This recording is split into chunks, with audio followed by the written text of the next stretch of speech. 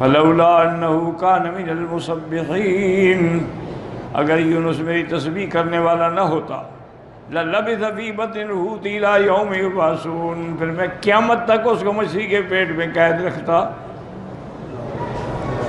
لیکن اس کی تسبیح کی وجہ سے وہ نکل گیا۔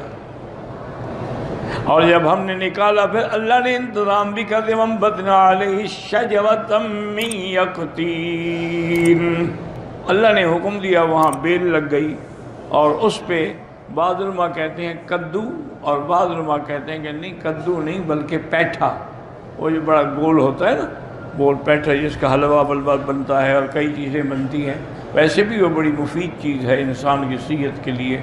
اس کا آدمی اگر جوس بنا کے پیے یا اس کا سالن پکا کے کھائے یا اس کا حلوہ بنا کے، جیسے اس کا دل کرے، بڑی اعلیٰ چیز ہے۔ اب تو دنیا کے بڑی بڑی میڈیکل سائنس بھی ان کے فوائد کو تسلیم کر گئی ہے کہ حقیقتاً یہ ایک بہت بڑی اللہ کی نعمت ہے۔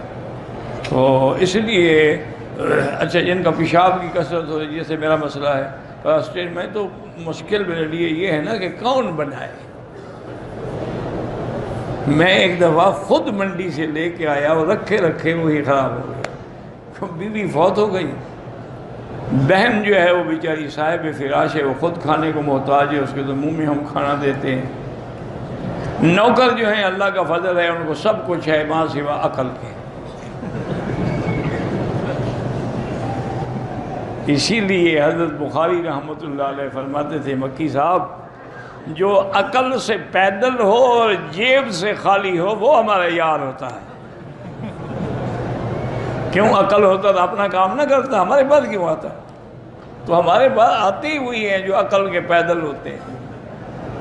اب اس کو کہو کچھ وہ بنائے گا کچھ، کہو نمک نہیں ڈالنا وہ زیادہ ڈالے گا۔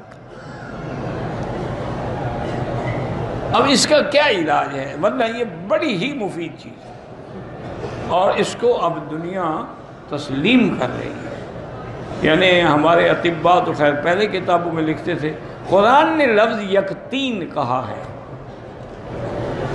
تو اس پر علماء کے دو قول ہیں۔ بعض علماء فرماتے ہیں کہ یہ کدو ہے، اور کدو کو وہ اس لیے بھی ترجیح دیتے ہیں کہ حضور پاک کو کدو پسند تھا۔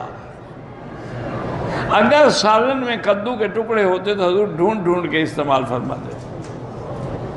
آج بھی لوگ ڈاکٹر حکیم مریضوں کو کدو کہتے ہیں کہ بڑی نرم اور زود ہضم غذا ہے، لیکن بعض علماء محققین نے تحقیق کی ہے، انہوں نے کہا نہیں یہ کدو نہیں ہے، یہ تو کدو ابھی 500-600 سال سے پیدا ہوا ہے، یہ واقعہ تو حضور سے بھی ہزاروں سال پہلے ہے، تو کدو کہاں سے آ گیا؟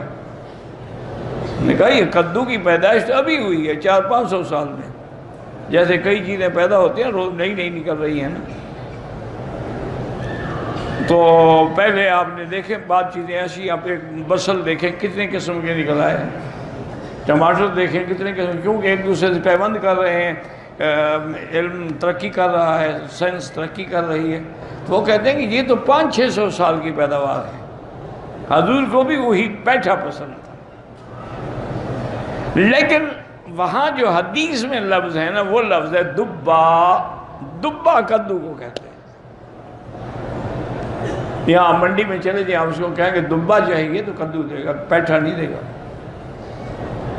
اس کا معنی ہے کہ بہرحال علماء کا یہ کہنا بھی درست ہو سکتا ہے۔ بہرحال ہمارے لیے دونوں نعمتیں ہیں، جو کدو ہو یا چاہے پیٹھا ہو، کوئی چیز ہو، سب اللہ کی نعمت